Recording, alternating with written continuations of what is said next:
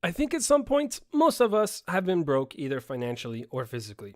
I could have avoided being broke if I had just challenged my thoughts a little more on how to actually save money instead of just getting greedy for more money.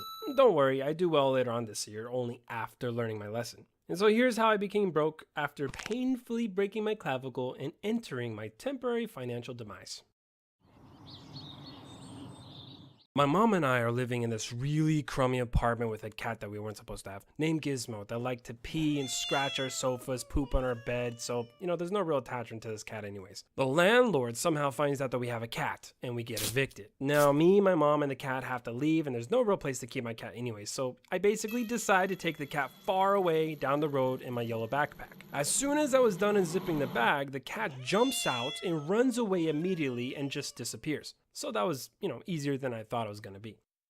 And now me and my mom are supposedly homeless. We don't really have a place to go, but somehow the next day, my mom moves in with her estranged cousin, so we basically just say our goodbyes. That night, some generous friends of mine allowed me to live with them in this 2.5-story house. Not for free, of course, so I need to find a job to pay the rent. I go to many different job locations and get rejected. Note, don't give your application to an employee, they'll just throw it away. Give it to the manager and ask if they are hiring. So I find this wonderful grocery store, and we'll just call it Rolf's for legal purposes. And I think to myself, hey, maybe I should work here since it's close by and I do have prior grocery store experience. So this time I talked to the manager and handed him the application, and then I got the job. I started off as a ripper, which is basically someone who just tears down boxes, crushes them in a baler before the store opens. After doing that for a few months, I moved up to become a bag boy. And I liked that job, and I decided to work full time for more money to have in my pockets. Because I started to make money, I felt like I could spend it on whatever I wanted. So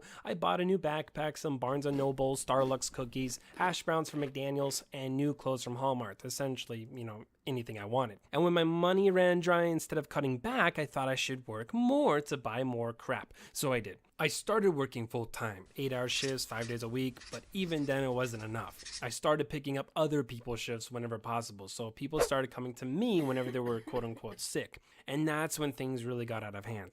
I go into work and do my full 8 hours, but someone calls in sick and I just think, oh sweet, overtime, and I pick up an extra 8 hours. I do my full days of work, but I'm 18 years old, so I can handle it. And as I'm ready to clock out, my manager comes in and tells me, Hey, Andrew's not here again, and I swear I'm gonna fire this guy. dang.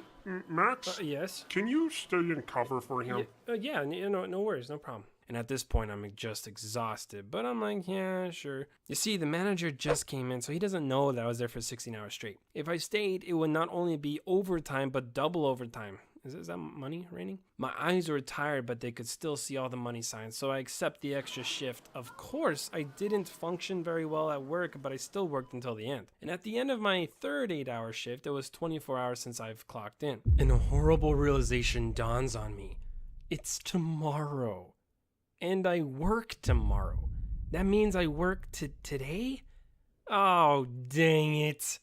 32 hours of work straight and no sleep. So for 2.5 days, I didn't sleep at all. After finishing work, I was going home on my bike around 2 in the morning. I had bloodshot eyes, I was exhausted, and I need to take out my contacts. My vision is really bad, by the way. It's at negative 5.50, which means I cannot see even a few feet ahead of me. The only thing going through my mind was how badly I wanted to sleep in my bed, and looking forward to that fat paycheck. As I was riding my bike in the middle of the streets, I thought, this is dangerous, I should just go on the sidewalk. And completely missed the curve. I flipped over my bike and screamed right away. I just knew something really bad happened. And just for your information, I've never really had a broken bone. I've also never known any BMX bikers who've actually broken their collarbones. So, I freaked out a little bit more than I should have. My whole right side of my shoulder was paralyzed. Those bruises had a tingling sensation. And I was on the ground with a bike on top of me, in too much pain and too tired to move. And no one passed by for 20 to 30 minutes to help since, it was so early in the morning.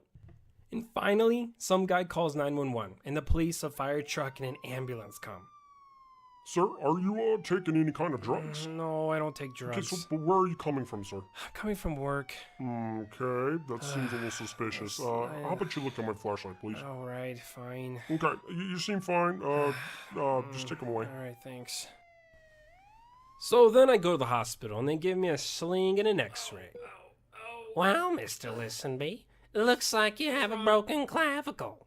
What's your pain level? From 1 to 10, 10 being the worst. 10. Okay, 10 is being the worst, like you're about to die. I don't know, 7? Well, here's some prescription for Vicodin. Just take this to your local Walgreens at your earliest convenience, okay? No, 10. So I go to my local Walgreens at my earliest convenience, and then I take the pills and I lose the pain. Later on, I get a bill, though, in the mail for $1,400 for a hospital room. $200 for a fire truck showing up because I guess they thought that they had to put out a fire from my bicycle explosion. Another $200 for the police coming because they probably thought it might have been a meth head or a crackhead, whatever. Now, the best one was the ambulance because it was $500. You know, of course, all the gas they had to use to drive a 1,000-ton truck to a hospital. It's only a mile away. Now, with my bike locked away in the hospital, I get a ride from a friend and he takes me home. The next day, my roommate reminds me it's my turn to do the dishes. Rules are rules, bro. And I do the dishes even though I haven't been there for 2 days in order to even dirty the dishes.